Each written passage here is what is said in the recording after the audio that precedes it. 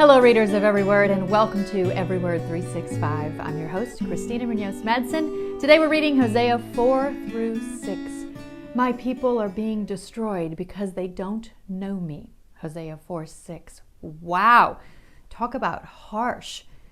Might the shocking statement of Hosea 4:6 be true of our nation as well? Godly foundations and an abundance of churches are no guarantee of the knowledge of God. Remember, if the knowledge of God is to permeate your country, it first must be the experience of your life.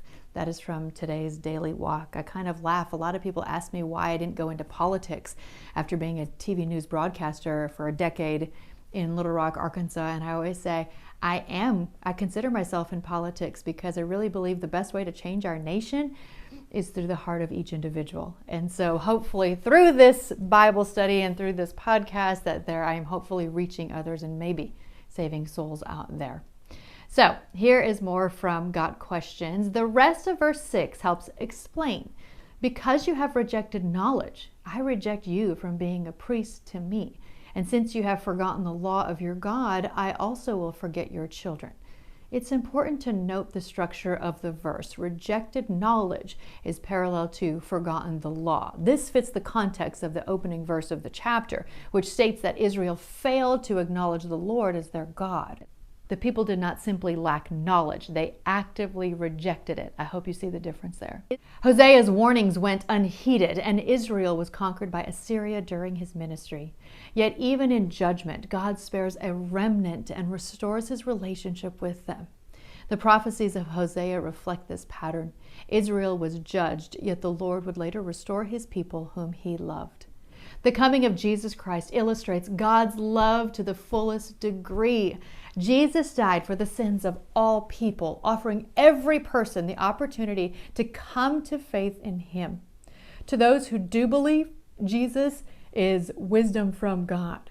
Because of Christ, there is no need for anyone ever again to be destroyed from a lack of knowledge. Again, that is from a Got Questions link, and it's so helpful to help us understand some of these readings. So I'm including another Got Questions link that has more insight into Hosea 4:12. Boy, this stuff can be really confusing and really could be taken the wrong way. And so that's why I think it's so important to have resources that can help us understand what's being said here. You got to remember the time, you got to remember who's writing and how and to who. So that's why I always am here to try to help and give you resources to help us understand. I know a lot of this seems pretty harsh, but instead of focusing on that, let's all see if there's something in here that we can learn about ourselves. Going to church is great, of course. But if it is just part of your religious ritual, you might want to heed some of Hosea's advice, because that's kind of what was happening at this time. So I'm including another link from Got Questions. With the coming of Jesus Christ, the law was fulfilled. As a result, Christians have no command to obey the Jewish Old Testament laws. However, the principle of Hosea 6:6 is still relevant. Many religious people participate in Christian rituals, yet their hearts do not love God and seek to know him. Those who practice empty ritual should heed Hosea's words. God cares more about our heart's love for him than the things that we do in his name. We must not substitute religious traditions for a relationship with God. May we never be like those whom Jesus described. These people honor me with their lips, but their hearts are far from me. That's in Mark 7:6. Again, ouch. So really just trying to be sure that this is all about our hearts. I don't want anyone to stop doing good for God, just making sure that we're not just doing good for God to check mark or feel like we're being a part of a system, a legal system. That's what Jesus got rid of when he died on the cross. I hope that makes sense. If not, please reach out or have a conversation with a mentor or someone that you trust. Tomorrow is Hosea 7 through 8. Happy reading.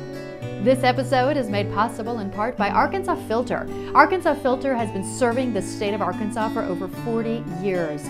They sell and service a full suite of commercial, industrial, and residential filters.